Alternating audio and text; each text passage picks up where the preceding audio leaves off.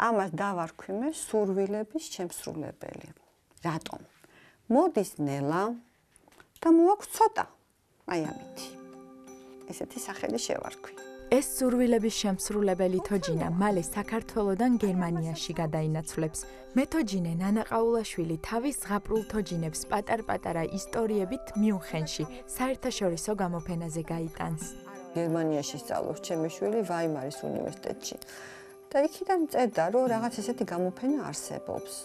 ინტერნეტში შევედი, მოვიძიე ეს ყველაფერი, გავაგზავნე CV და რამოდენიმე ფოტო და ველოდები რას იცით, აი ვითენ, მაგრამ არა.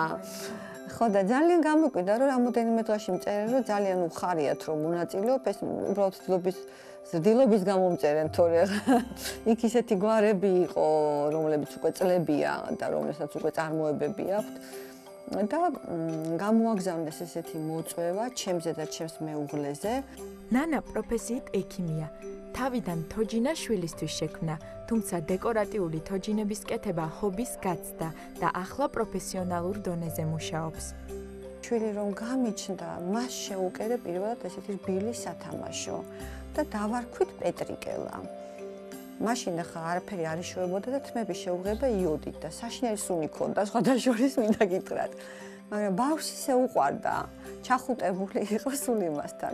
ეხლა რომ ვადარებ, არაფერი არ იყო, სასაცილო იყო ის, მაგრამ აი ამითი დაიწყო. მე დავიწყე უკვე ვაკეთებდი რბილთავიანებს. თავიც რბილი ქონდა, უკვე ტანიც რბილი, სათამაშო იყო უკვე ეს ყველაფერი.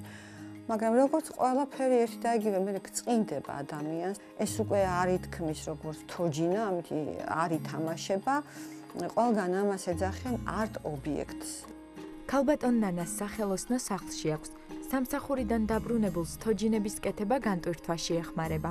მას ამ დრომდე 100-მდე თოჯინა აქვს შექმნილი. აი ეს პროცესი არის რაღაცა ზღაპარს გავს, იმიტომ რომ ფიქრობ ჯერ თავში გაქვს რაღაცა პერსონაჟი თუხთუხებს, ალაგებ აზრებს, ალაგებ ფიქრებს. თუმცა შეიძლება მე სულ სხვა რაღაცა გამოვიდეს, აბსოლუტურად არ მოგეწონოს გადააკეთო. მაგრამ ეს ისეთი საინტერესოა, ხანდახან წვები და ფიქრობ ესე როგორც ზღაპარი ძილის წინ რაღაცა. მე უკვე დაიწყებ კეთებას. ეს ზღაპრული თოჯინები პუპენ ფრუხლინგის გამოფენაზე გამოიფინება და გერმანიაში სხვადასხვა ქვეყანაში შექმნილ თოჯინებს კონკურენციას გაუწევს. მახარებს ის, რომ აი ესეთი დიდი სიაა იმ საიძზე და ერთიც არის ჩვენი დროშაა იქ და ისე გამეხარდა, რომ გამოაქვეყნეს ეს ჩვენი დროშა და ნანა ყაულაშვილი იმდენად არ გამხარება, დროშა ძალიან გამეხარდა და წავიღებ აუცილებლად თან ამ დროშასაც. მიუნხენის გამოფენა 25-26 აპრილს გაიმართება. იქიდან დაბრუნების შემდეგ კი ქართველი მეთოჯინის ოცნება საკუთარი სახელოსნოს გახსნას და პრაღაში თოჯინების გამოფენაში მონაწილეობას დაუკავშირდება.